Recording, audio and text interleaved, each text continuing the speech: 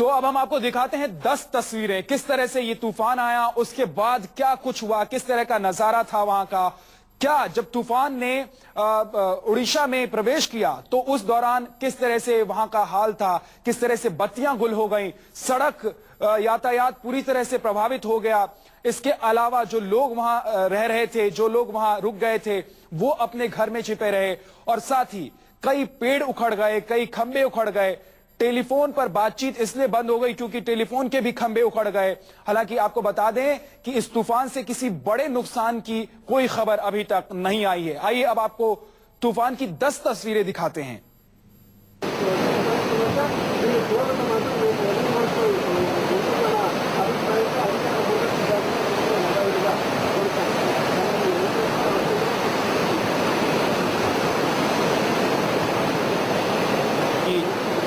इस तरह से बड़ा खतरा एक तरह से टल गया, लेकिन तेज हवाओं के साथ फेलिन ने एंटर किया था उड़ीसा में और किसी बड़े जानमाल के नुकसान की खबर अभी तक नहीं आई है। लेकिन जिस रफ्तार से ये तूफान आया था उससे आशंका ये जताई जा रही थी कि बड़ा नुकसान हो सकता है, लेकिन मुस्तैदी की वजह से साथ ही जो लोग वहां आसपास तटीय इलाकों में रह रहे थे उनको सुरक्षित जगहों पर पहले ही पहुंचा दिया गया था, लिहाजा बड़े नुकसान से लोगों को बचा लिया गया। और आप तस्वीरों में देख सकते हैं कि तेज हवा और बारिश की वजह से काफी परेशानियों का सामना लोगों को करना पड़ रहा है। अभी भी बारिश हो रही है और तेज हवाएं चल रही हैं। हालांकि अब तूफान जो है उसकी रफ्तार कम हो गई है और तूफान आगे की तरफ निकल रहा है। उड़ीसा और आंध्र प्रदेश से झारखंड, छत्तीसगढ़, मध्य प्रदेश के कुछ इलाके और पश्चिम बंगाल में अब इस तूफान की वजह से बारिश और तेज हवाओं का दौर चल सकता है। मौसम विभाग की तरफ से ऐसा अनुमान लगाया गया है। तूफान की रफ्तार घटकर 90 किलोमीटर प्रति घंटे की हो गई है, आपको बता दें। और जो बड़ा खतरा था वो टल गया है, कोई बड़ा नुकसान नहीं हुआ है, बड़े नुकसान की खबर नहीं है। हालांकि कई पेड़ उखड़ गए, गिर गए, जिसकी वजह से सड़कें जाम हो गई हैं और आवाजाही रुकी हुई है कुछ इलाकों में, ओडिशा और आंध्र प्रदेश के। इसके अलावा बिजली भी गुल है कई जिलों में। और ये तस्वीरों में आप देख सकते हैं दुर्गा पूजा के लिए पंडाल लगाया गया था और ये पंडाल किस तरह से ध्वस्त हो गया तूफान की जद में आकर।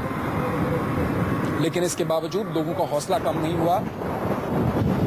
दशहरे के दिन पूजा आज भी जारी रहेगी और आपको बता दें कि तूफान के बाद अब हालात ठीक हैं वहां के। हालांकि तेज हवाएं चल रही है, हल्की बारिश भी हो रही है और अब आगे की तरफ बढ़ता हुआ ये तूफान, हालांकि रफ्तार इसकी बहुत कम हो गई है, 90 किलोमीटर प्रति घंटे की रफ्तार से अब ये तूफान आगे बढ़ रहा है। लेकिन इसका असर अगले कुछ घंटों में झारखंड, बिहार के कुछ इलाके, मध्य प्रदेश के कुछ इलाके, पश्चिम बंगाल में देखने को मिल सकता है और छत्तीसगढ़ में भी इसका असर आपको दिखाई दे सकता है।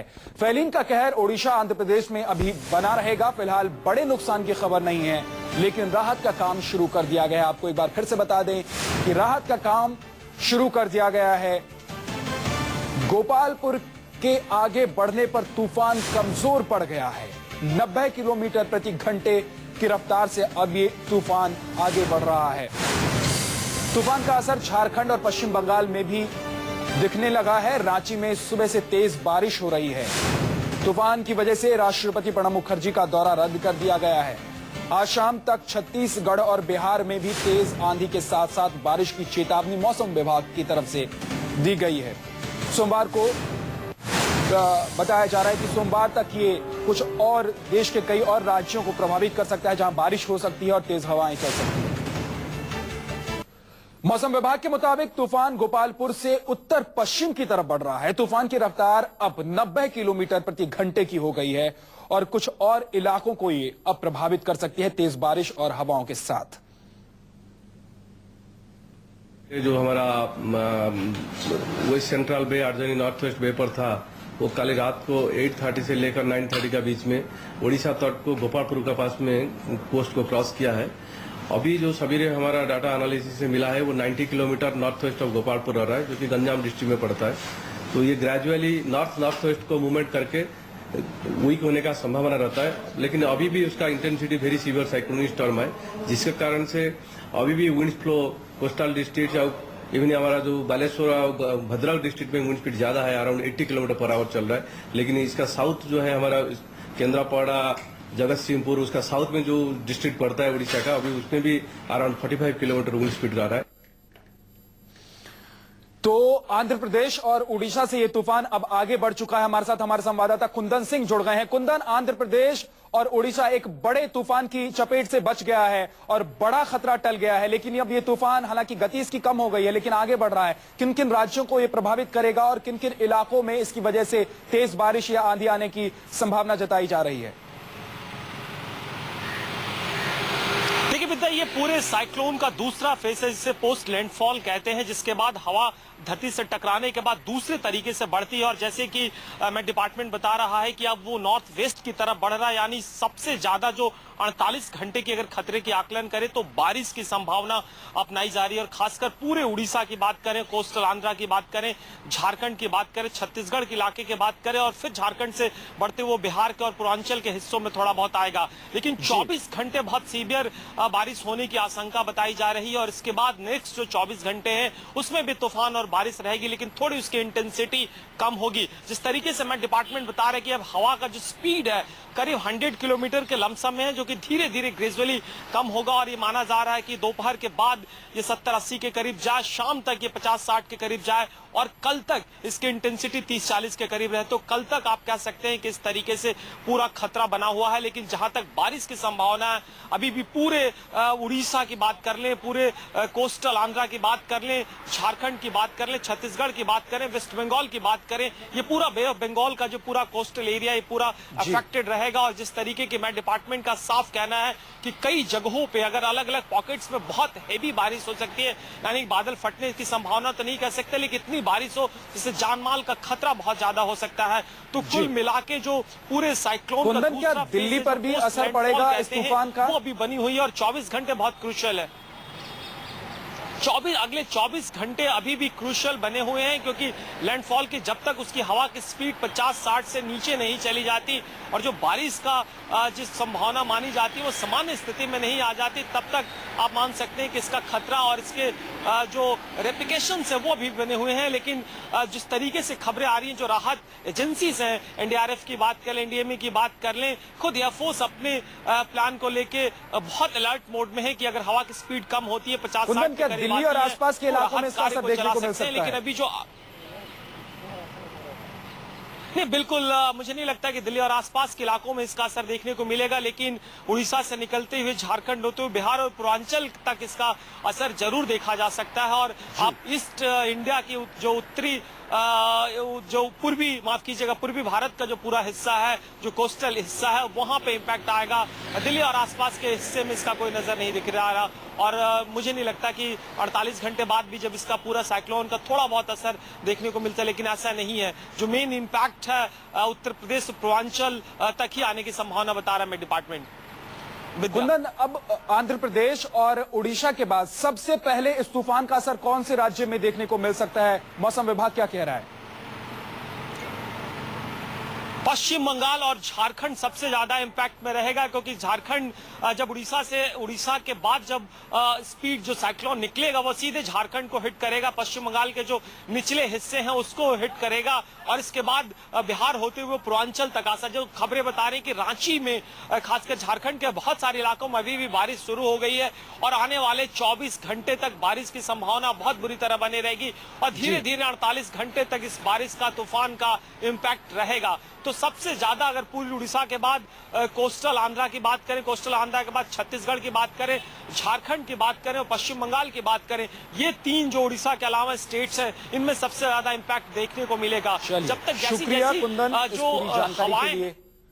हमारे संवाददाता कुंदन बता रहे थे कि किस तरह से अब ये तूफान जब आगे बढ़ रहा है तो किन किन राज्यों के किन किन इलाकों में इसका असर देखने को मिल सकता है। उड़ीसा के गोपालपुर में टकराने के बाद सारी रात तूफान फेलिन कहर बरपाता रहा। बीती रात आसपास के इलाकों में तेज बारिश और 200 किलोमीटर प्रति घंटे की रफ्तार से बहती हवा ने जनजीवन को अस्त व्यस्त कर दिया।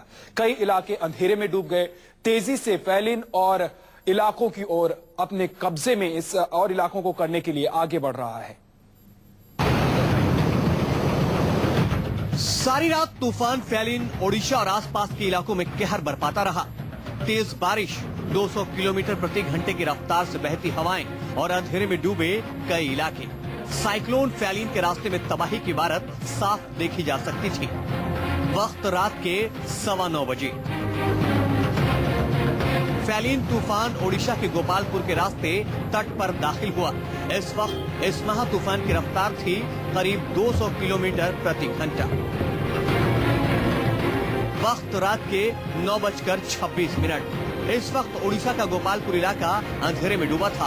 तेज बारिश और तूफान से लोग घरों में दुबके थे और महा तूफान सारे इलाके में तबाही मचाते हुए आगे बढ़ रहा था। वक्त रात के 9:26। मौसम विभाग ने ओडिशा में तबाही मचा रहे फैलिन को 14 साल का सबसे खौफनाक तूफान बताया। साथ ही ये बात भी साफ हो गई थी कि तट पर दाखिल होने के 6 घंटे तक ये तूफान अत्यंत तीव्रता बनाए रखेगा। वक्त रात के 10 बजे केंद्र ने राज्यों को नेशनल हाईवे पर हुई तबाही से निपटने के आदेश दिए। इसके साथ ही NHAI के अधिकारियों को हाई अलर्ट पर रखा गया। वक्त रात के 11 बजे ओडिशा के गोपालपुर में तूफान का कहर जारी था। शीशे के टुकड़े, लकड़ियां और घरों की छत तूफान की चपेट में आकर हवा में उड़ रहे थे। बहरामपुर और गंजाम में भी तूफान ने जमकर तबाही मचाई। वक्त रात के 11:05। आंध्र प्रदेश के सीएम किरण रेड्डी ने तूफान फैलिन से उत्पन्न हालात का जायजा लिया और उत्तरी आंध्र प्रदेश में सरकारी अधिकारियों को अलर्ट पर रहने को कहा। वक्त रात के 11:15 बजे पश्चिम बंगाल में हजारों लोगों को तूफान के असर वाले इलाके से हटाया गया। खासकर दीघा जैसे समंदर के किनारे वाले इलाकों में बचाव दल को तैनात किया गया। तूफान की रफ्तार भी बढ़कर 200 से 220 किलोमीटर प्रति घंटे हो गई। वक्त रात के 12 बजे।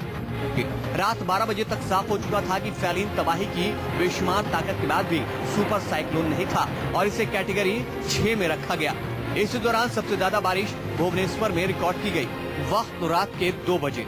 रात के 2 बजे तक साफ हो चुका था कि फैलिन का कोहराम देश के बड़े इलाकों को प्रभावित करेगा और इस तूफान के कहर से करीब 1.25 करोड़ लोग सीधे तौर पर प्रभावित होंगे। वक्त सुबह के 4 बजे। श्रीकाकुलम, गंजाम, ब्रह्मपुर और पुरी के इलाकों में महा तूफान से जोरदार बारिश हो रही थी। ये इलाके अंधेरे में डूबे थे और लोग अपने घरों में दुबके थे।